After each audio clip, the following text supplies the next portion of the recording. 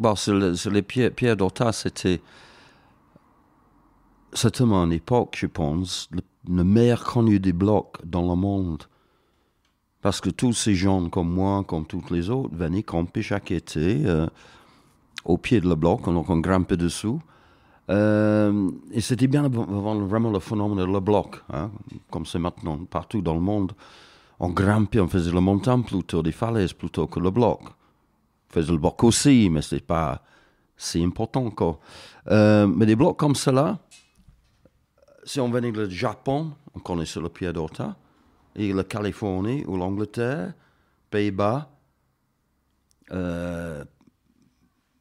les pays tchèques, polonais, russes, tous ces gens-là qui venaient grimper là, ils grimpaient sur le bloc. Donc souvent, c'était pris en photo. Puis on a dû raconter les histoires quand on rentre chez nous. Donc pour moi, c'était vraiment un bloc qui appartient au monde de l'escalade. Tout le monde connaissait ce bloc. Hein? Comme tout le monde Parce que connaissait même si on Chamonix. n'a pas visité Chamonix et les pierres d'Orta, on a entendu dire qu'on peut grimper sur ces blocs parce qu'on campait au pied, puis voilà. Et on rencontrait beaucoup de gens comme ça. J'ai rencontré Thierry Renaud en grimpant sur le bloc avec qui je devrais grimper plus tard. Et donc, rien que le fait de se retrouver au Prat, déjà pour habiter, camper chaque été, grimper sur le bloc même, c'était déjà une énorme communauté en fait, ça.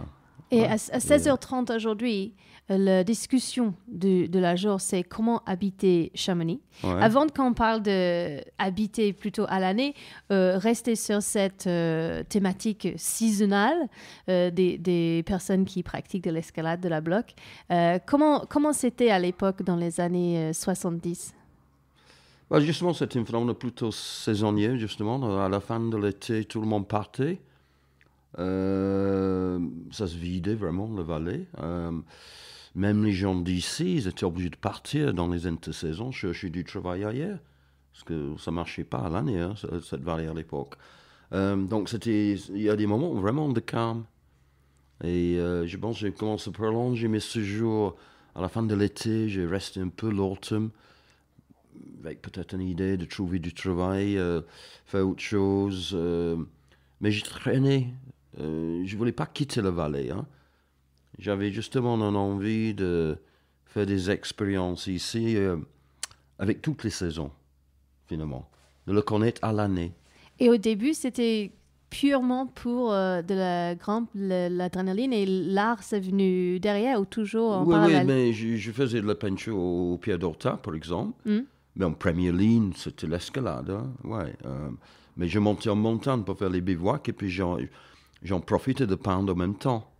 Et j'ai cru entendu que tu as même caché en montagne, de temps en temps, quand les polices sont venus dégager les tentes. Je faisais beaucoup de solos. Hein. Et puis la peinture, enfin au moins les esquisses, c'est une très bonne chose à faire pour s'occuper de son temps. Quoique, on peut passer beaucoup de temps rien que regarder tout ça. Mais tu m'en parlais des guérilles camping dans le forêt, quand les polices ont débarqué aux pierres, les sites de camp qui sont grandis pendant l'été, qui peut-être étaient moins souhaités. Et moins souhaités par qui? Moins squatter.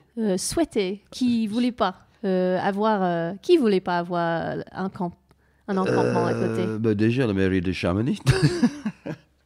Parce qu'on a été vidé systématiquement par le CRS, et les gendarmes et toutes les autres.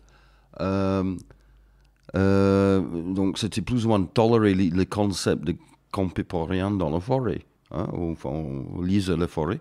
Et on était clients de la vallée quand même, il fallait se nourrir, voilà. Donc, on passait tout l'été là quand même si on ne pouvait pas payer un camping, on vivait là quand même, on buvait surtout beaucoup de la bière, puis on mangeait quand même, en prenant parfois les téléphériques et les remontées mécaniques et les trains, mais parfois on marchait beaucoup, parce qu'on n'avait pas beaucoup d'argent, si on voulait rester longtemps.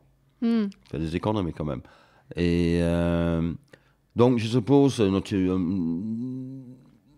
toléré parce qu'on était alpinistes et c'était nous en train de faire le renommée de l'endroit aussi, n'oubliez pas. Et il y avait quand même cette tradition de l'alpinisme ici.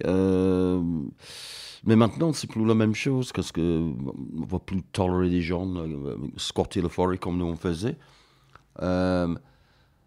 C'était comme si c'était notre droit. On avait cette impression, on peut quand même camper comme ça partout.